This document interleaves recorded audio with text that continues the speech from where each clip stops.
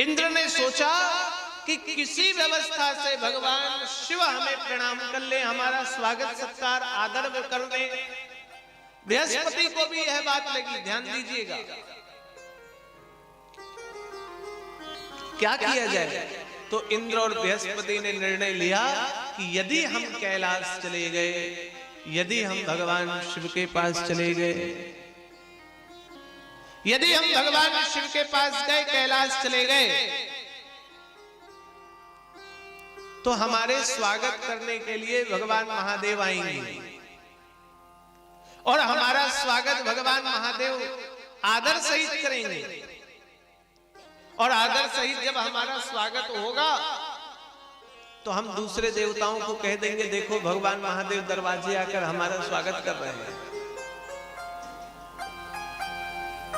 और इंद्र बृहस्पति कैलाश की तरफ प्रस्थान कर गए।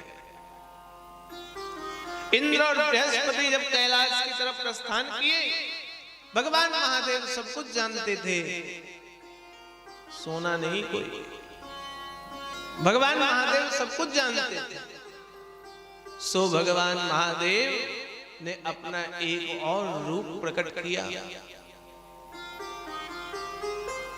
भगवान महादेव ने दिगंबर वेश धारण करके एक रूप को वहां कैलाश पर्वत के दरवाजे मुख्य द्वार पर खड़ा कर दिया और द्वार पर खड़ा करके भगवान आज लीला कर रहे हैं। इंद्र और बृहस्पति दरवाजे पर पहुंचे, देखा कि शिवगण खड़ा है।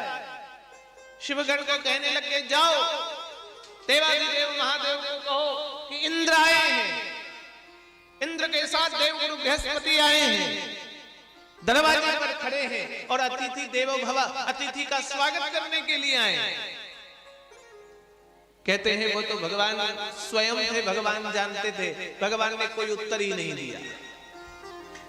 और शिवगण समझ करके जब इंद्र कई देर तक दरवाजे खड़े रहे तो इंद्र को कोप आ गया, क्रोधित हो गए इंद्र। और इंद्र क्रोधित हो करके वज्र का प्रहार भगवान देवाधिदेव महादेव के शिवगण का जो वेश धारण किया उसके ऊपर वज्र प्रहार कर दिया इंद्र ने।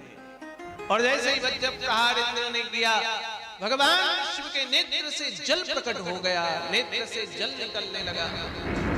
धरती पर जल का बूंद न गिरे इसके लिए भगवान शिव ने जल की बूंदों को हाथ पर ले लिया और बृहस्पति और इंद्र को श्राप दे डाला।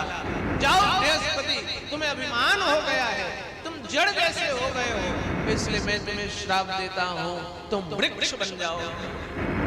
और इंद्र को श्राप दे दिया, इंद्र तेरा अभिमान इतना बड़ा हो गया है, देवराज होने के नाते जाओ मैं तुम्हें श्राप देता हूं कि मेरा शिव भक्त तुम्हारे इंद्र लोक का राजा बन जाए।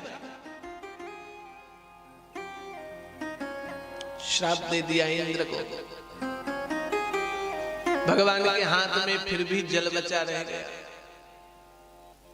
कहां फेंका जाए बचे हुए जल को? क्या किया जाए जल बचे हुए जल को? जहां फेंक दे वह धरती भस्म हो जाएगी। तो भगवान ने उस जल को समुद्र में फेंक दिया। इंद्र और बृहस्पति क्षमा मांगने लग गए।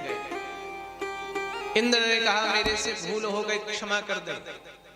बृहस्पति क्षमा मांगने लगे।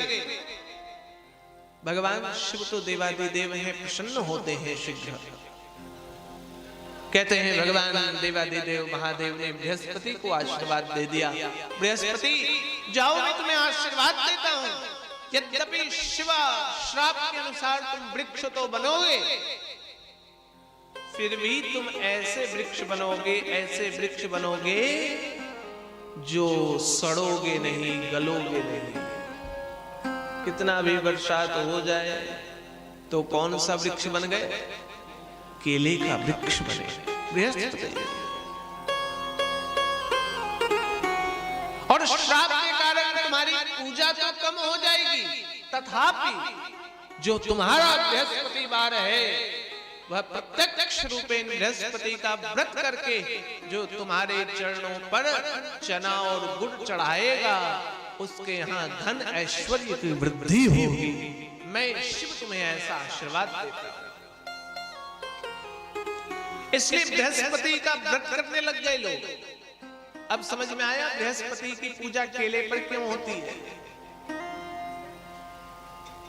केले का वृक्ष घर पर नहीं होना चाहिए। सुनिए ध्यान देकर, क्योंकि केले का वृक्ष घर में अशुभ माना गया है, श्रापित वृक्ष है। पूजा के निमित्त आप गमले पर केले का वृक्ष लगा सकते हैं, लेकिन खाने के निमित्त केले का वृक्ष घर पर नहीं हो।